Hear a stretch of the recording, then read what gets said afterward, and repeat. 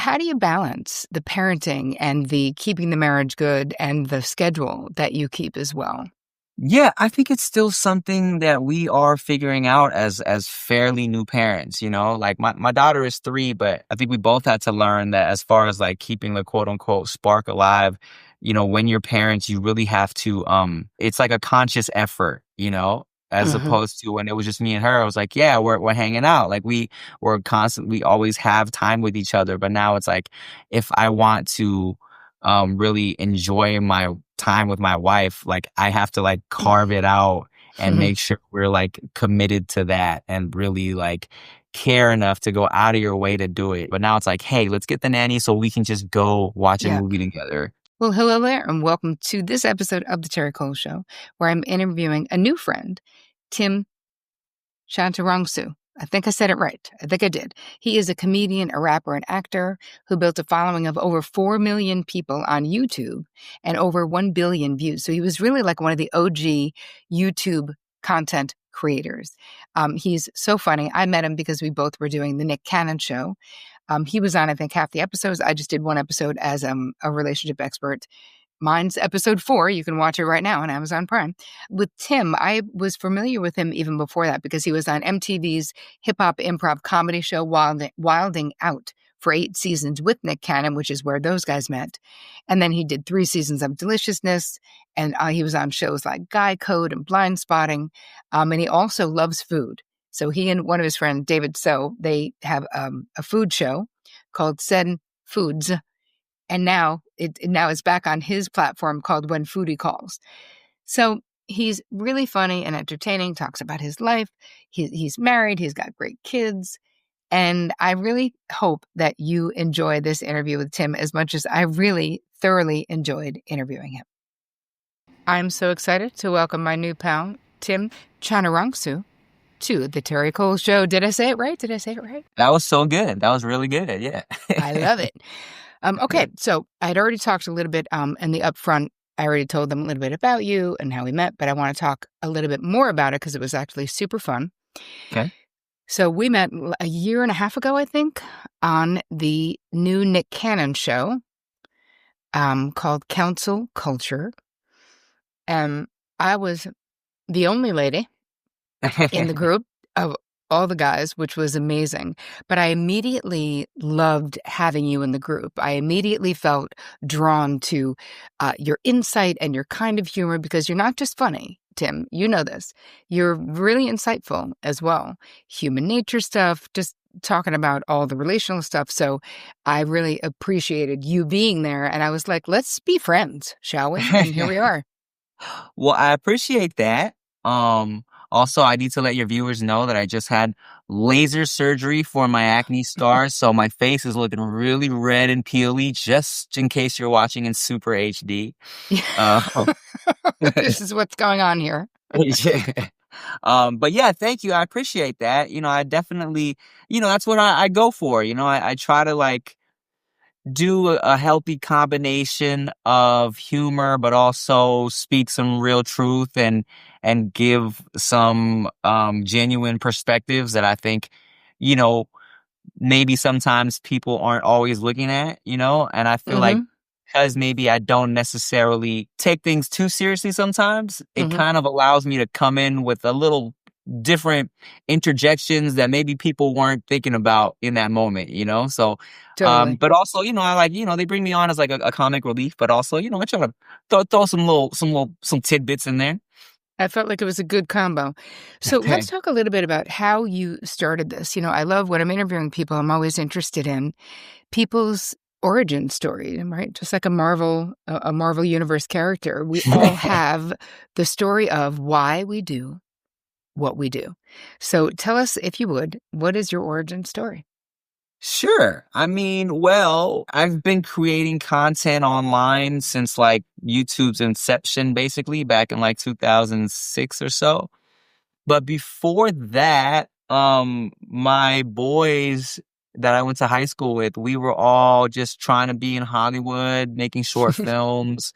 We had agents and we're trying to like audition and stuff like that. So when we were in high school, we were making these little short films and submitting them to different online film contest because, there was no YouTube. YouTube didn't exist. We did one video that went a little viral by back then standards. And as a result, my friend's website, it crashed.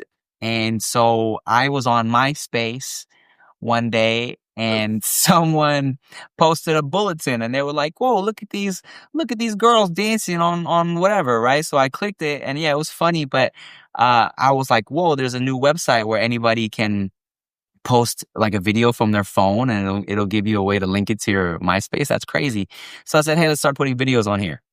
So Mm, I kind of just started doing silly videos from my webcam, little freestyle rap videos, doing impressions of people just to like make my MySpace friends laugh.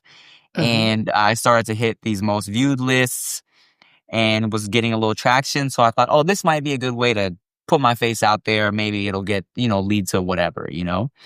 And actually, along the lines of what you were talking about in terms of like what I bring to the table.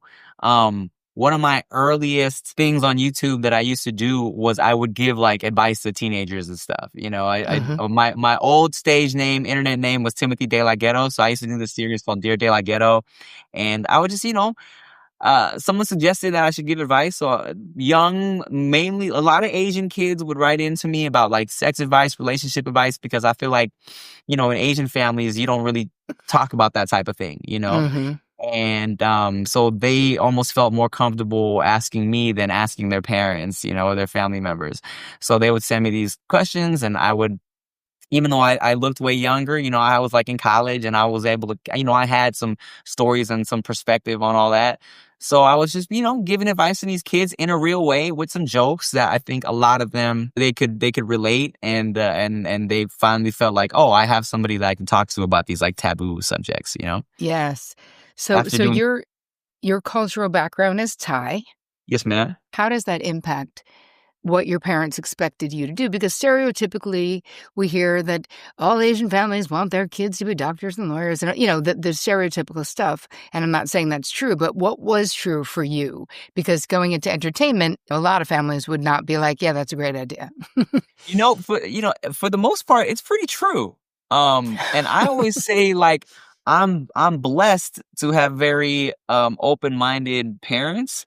Um, but also I think Thai parents are kind of different in terms of because even when people ask me, yo, like how are you talking about you talking about your penis all the time? Like what do your parents think about that, right? And I always tell them like, yo, Thai parents and Thai people in general, they love dirty jokes, they love dirty humor. They're just kind of like a horny, fun people. And I think, that really helped mold my sense of humor because people will be like, how do your parents feel about you making these like these penis and vagina jokes? I'm like, bro, where do you think I got it from? So when they kind of saw me going into like theater and doing musicals and stuff in school, my parents always knew that I had a bug for that type of thing. And Mhm. my dad was, he studied art, and my mom was like she liked to play music. They were all kind of very in tune with that creative side of their brains. So when they saw me doing that type of thing, I think they embraced it and they welcomed it. And I think they knew that my goal was to never be a doctor or anything, Yep. Well, I remember specifically the YouTube stuff was beginning to really make some movement, but I was still in college.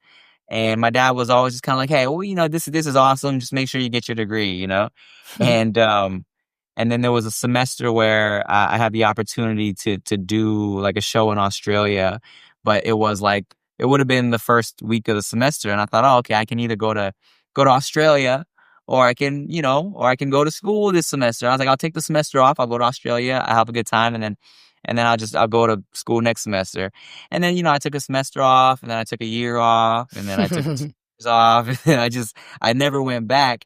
But for my parents, I knew that there was a moment where it became real for them when, I think a lot of Asian parents and parents in general, they brag about what their kids do and what they're studying. Yeah. And, my parents used to say, oh yeah, he goes to school studying this and that, but he, but he does these videos on the side. And then Mhm. one day I heard my dad say, oh, my son's famous on the internet. And I thought, oh, Yep. okay, now it's real. Now they think it's legit. So, I mean, when you really think about it, though, Tim, you have over 4 million subscribers on YouTube and with over 1 billion views. You are famous on the internet. Like your pops is not exaggerating that aspect of it, but I know what you mean, where it's almost like it shifted from, oh, this is his side gig, to the perception of your folks saying, hmm no, this is legitimate business. right. So you've been a starring cast member in MTV's hip hop improv comedy show Wild 'N Out for 8 seasons. This Yes, is yes. a lot of television. So let's talk a little bit about, what do you love about TV? What do you not love? How was that experience for 8 seasons? Yeah, I'll tell you this. So that's how I met Nick Cannon, of course. Mm-hmm. And I think for me, finally getting on TV was a big, just a validating moment because, you know, I guess coming from the internet and being one of the first people to really capitalize on the whole like social media internet wave of entertainment, Mm-hmm. there was a big stigma of like, oh, he's just an internet guy, Yeah. and I would always say in my videos like, yo, like, because that was my main goal when I started uploading videos. There was no such thing as internet famous, there was no such thing as Right. like YouTube famous. I was just trying to be like for real famous. And so when I started saying like, hey, I'm going to be on TV, I'm going to be in movies, people were kind of like, yeah, whatever. So when I finally did like lock down an actual show on Mm-hmm. TV, it was a nice, like, ha, I told you I could do it Yeah. situation. But in terms of how do I like TV? Of course, it's different than the internet where I can edit and upload whatever I want to show, right? Mm-hmm. When the editing is out of my hands, it was different. It took some getting used to. I always tell Mm-hmm. people that my first episode of Wild 'N Out, I told everybody, I was like, yo, watch Wild 'N Out tonight. Yo, I kill it. This episode, I'm so good. And then when they edited it down to those 20 minutes, they cut like all my best parts, I thought, and they left Yeah. me getting a buzzer. They left me getting dissed. And I was like, oh my God. And everybody was like, yo, Tim, what happened? What happened, dude? I was like, oh, no, no, no. So from that point on, I wouldn't promote the episode until it aired in New York first. Totally. People on Twitter were like, oh, Tim, you killed it tonight. Then I would tell everybody on the West Coast, hey, make sure you watch Wild 'N Out. That's But if right. people on the East Coast were like, yo, Tim, what happened? I was like, oh, is Wild 'N Out on tonight? I didn't even know. Nope. I don't know. Yeah, it's interesting doing television, and for me, why have not done a lot of it, and I feel like why I really love the Nick Cannon show experience. And you guys can watch that. It's on. Is it Amazon Prime? Amazon Prime, yeah. I was in episode 4, and Tim, were you in all the episodes? I was in about like half the episodes. Yeah.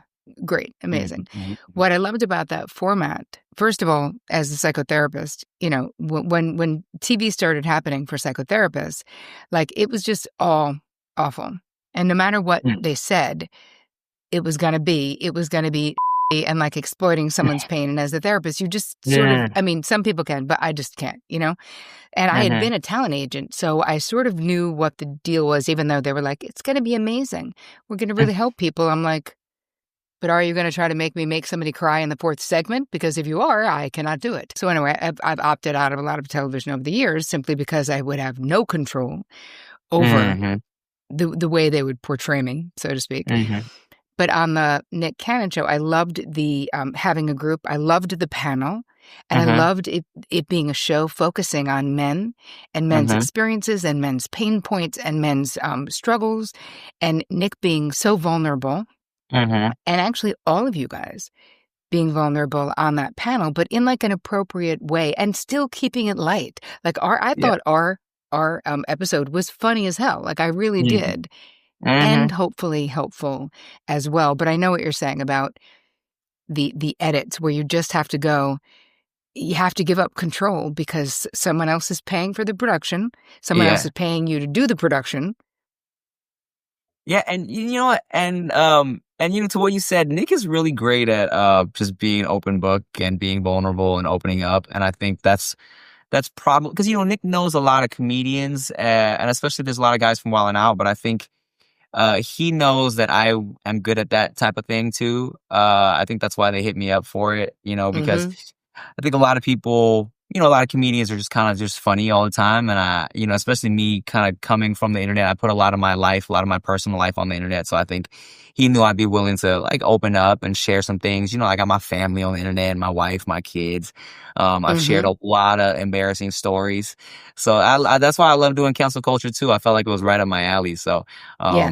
it was a blessing to get hit up for that. Yeah. I hope there's more of it because I feel like there's such a lack in the marketplace for this Mhm. type of programming specifically for men, For where it's sure. like it's okay to be curious, it's okay to not know, it's okay to cry, it's okay to be romantic, it's okay to not know, to feel like what am I doing, like to not know what you're doing wrong, but want to change it and asking questions, you know?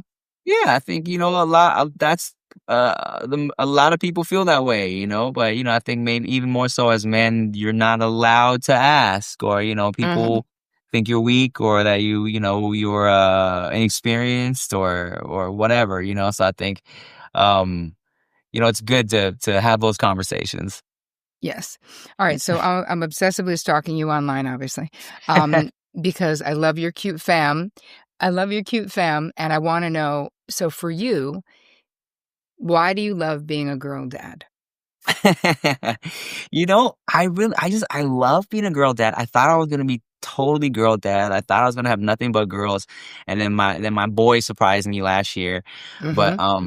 I love being a girl dad because I think growing up I never really was a traditionally like manly man.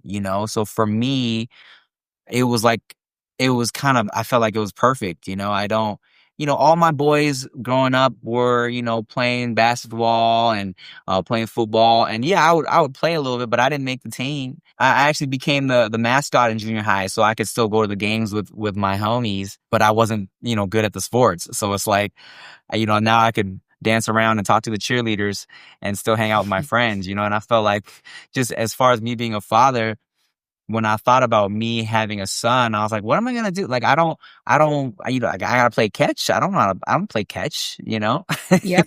And I felt like I always kind of leaned into what was, what might have been stereotypically been like, feminine things, like I did theater, and I like to just like, I liked art, so I was like, oh, I can have a girl and I don't have to like put on this manly front. Right. But at the same time, it's funny because like now with my boy too, I almost do. I tell people I didn't know how to talk to him at first because Uh, with my girl, I was like, "Oh, baby girl, hey, little mama, hey, hey, hey, princess." And then when I had my boy, I was like, What's up, man? What, what's good? What's good, dude?" And I kind of had to figure that out. I didn't have to figure the vibe out, but it's great. He's great. I love him. I love her. I definitely, I love being a girl dad, of course. Um, mhm. because like, I like Disney movies, and I like like that. When I became a father, people were like, "Oh, now you have an excuse to watch Disney movies," and I'm like, "What do you mean an excuse?" Because Didn't need I one.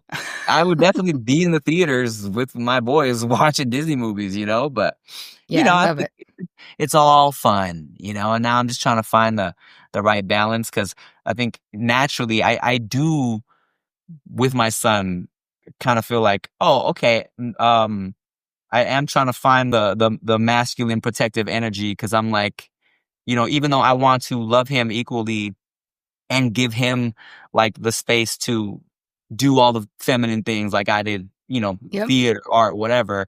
I'm also like, hey man, don't be a little bit, you got to balance that out.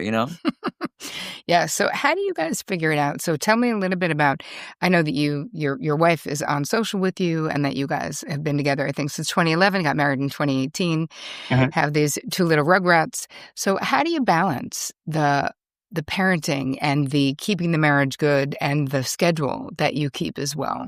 Yeah, I think it's still something that we are figuring out as fairly new parents, like my daughter is 3, but I think I think we both had to learn that as far as like keeping the quote unquote spark alive, when you're parents, you really have to, it's like a conscious effort, as Mhm. opposed to when it was just me and her. I was like, yeah, we're hanging out. Like we're constantly always have time with each other. But now it's like if I want to really enjoy my time with my wife, like I have to like carve it out and make sure we're like committed to that and really like care enough to go out of your way to do it. You know what I'm saying? Because it's easy to get wrapped up in being parents and kind of like forget about each other.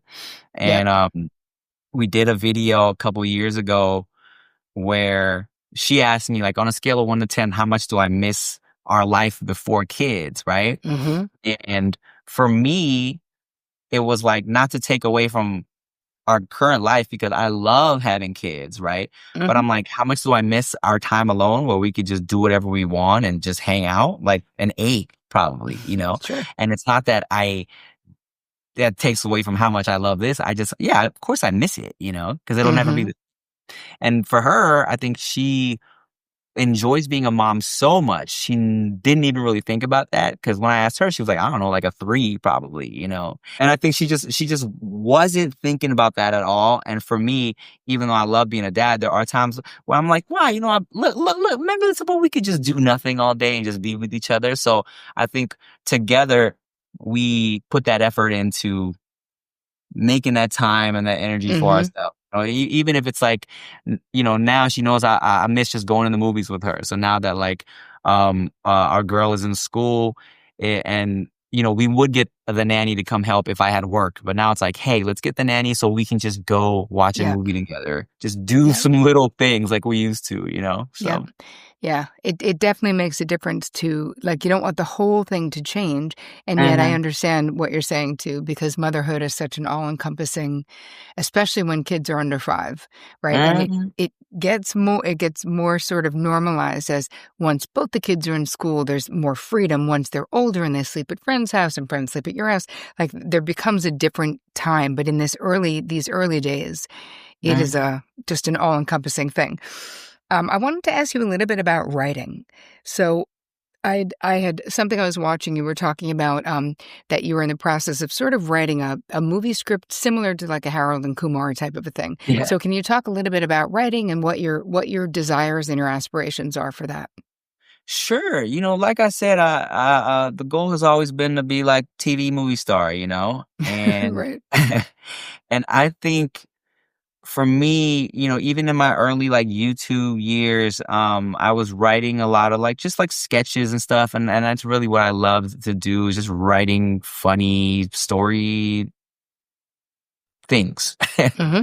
and you know, I think early on, what kinda, I felt was, like, setting certain creators apart from other creators is, like, you know, there were people that, you know, popped off mainly because they were doing, like, challenges and, like, and fun stuff like that, and I do that stuff on occasion too, but I think, Hmm. there's not a lot of us in the space that can do the type of fun social media challenge stuff, but then also do the more traditional like writing, acting, scripted type format, you know? Yep. And for me being someone trying to make it as like an Asian actor, I Hmm. think there comes a point where you can't wait around for too long for the right script to come around or the right part because like pickings are slim, you know, it's not a whole lot out there for just Yeah.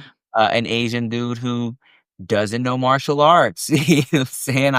I want to just be a Yep. regular person in a movie, you know? Yep. And that's not, you know, it's getting better. It has been getting better, but there's not a Yeah. whole lot out for us like that. So I figure, you know, it'd probably be my best bet to use whatever momentum and fan base I have right now and connections I have right now Yep. and my I do love writing to just sit down and write my own movie and try and get it done. I think it's like the best time than ever to really do something like that. So I'm just really struggling and trying to find the balance of finding the time after the babies, after maintaining everything on social media and also trying to find time for my wife to sit down and like write the script, you know? It's like it's been a Yep. struggle, but I'm figuring it out. I kind of have to rewire my brain creatively, but you know, Right. we're working on it. That sounds great. The for you to make a living doing what you're doing, is Mhm. it is it advertisers? Is it brand partnerships? Is it all the things? I'm just curious. Yeah, I mean, for the most part, it's the brand deals are a big part of it. YouTube, you can run ads on your YouTube videos, which is a nice little consistent situation. I'm podcasting mostly now, so it's like the ads from the podcast. And Yep. if I can get the occasional show with Nick Cannon, that's always nice too. And just I'm still Sure. auditioning, shit like that. But what's great about a side note of the Nick Cannon show, at a similar time, so I was invited to Nick's show, and then I was invited to another show, which I won't name, I didn't even tell people I did this show because I was so on the fence about doing it. Anyway, so I never even, it's been released, the episode, I didn't tell one person I was on it. But anyway, that person who's way more famous than Nick Cannon didn't even give a stipend, and I had to fly all the way to Dallas to do that. Oh, And props to Nick for being like decent. Do you know what I mean? Like just yeah. even if you're just paying scale, even if it's $1,500, $2,000 a day, there's something about like exchange for services rendered, right? There's something about that. And I should really have known not to do that other show, especially when that was the deal. There's all these opportunities for you, I imagine, because you have built such a hardcore fan base. I wanted to ask you, sort of back to the movies and back to the Asian actors and back to the any actors. Is there anyone, Asian actor in particular, or anyone, who has really inspired you to want to be an actor? I always tell people that like my main influence growing up, and the influence behind my original YouTube name, Timothy De La Ghetto. De La Ghetto actually comes from an episode of The Fresh Prince, because The Fresh Prince was like a huge influence on me just as a young kid. I really think Will Smith on The Fresh Prince was like the older brother that I never had, who kind of gave me like, I was like, oh, I want to be like this guy, and then just Will Smith as a person doing like music and TV and movies. I was like, I want to do everything that Will Smith has done. I made a plan for my life. It was called the Fresh Prince format. I'm going to do everything Will Smith did: rap, TV, movies.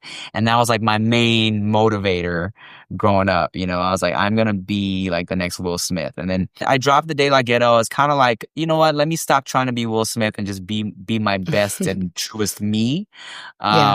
And then he slapped Chris Rock, and and then you were like, I'm glad I decided to just be me. Yeah, maybe it's good I distanced myself a little bit. But yeah, that is probably Will Smith, and and Jamie Foxx too, as far as somebody who does it all: comedy, music, drama, and can still kind of be respected on all fronts. And is just so talented. And I was a huge Living Color fan, so yeah. So good. All right, I want to hear a little bit about the traveling across the country, eating and drinking on your travel show called Send Foods on Thrillist. So are you still doing that? And how was that? Or how is that? So Send Foods was a show that I started just doing on my own YouTube channel. Me and my foodie comedian friend, David So. We started just going to different food festivals, and we would just talk and get drunk and eat. And my goal was, because I love, I love food, and I also love like the Food Network and travel shows and like Anthony Bourdain. But I wanted to do something that I thought was, I don't know, a little less pretentious as far as like food content. Just for someone who just likes food, And so I thought, hey, let's just go to food festivals and just have fun. I eventually was able to sell that show to Thrillist, and then we took it all over the country for a couple of years, which was so fun. After the pandemic, I don't know what's going on at Thrillist. They stopped doing a lot of things, so I took the format back, changed the name. We do it now back on my YouTube channel. It's called When Foodie Calls, because I sold When Foods to them. But we're still essentially doing the same thing. Just eating, drinking, having a good time, and just enjoying food as foodies and food lovers and funny drunk guys, So good. All right. So tell us, where can people find you? Thank you so much for spending time with us today. I so appreciate you. Yeah, no, thanks for having me. Definitely when you're in LA, come on my podcast and we'll talk about it. I want you to psychoanalyze me and break me down. Cannot wait. You can find me youtube.com/Timothy. It's mainly podcast right now, the occasional food upload. Yeah. Well, my Instagram is just my whole name, Tim Chantarangsu. And we will have all of that in the show notes. Thank you. Thank you. Thank you. I appreciate you. Thank you.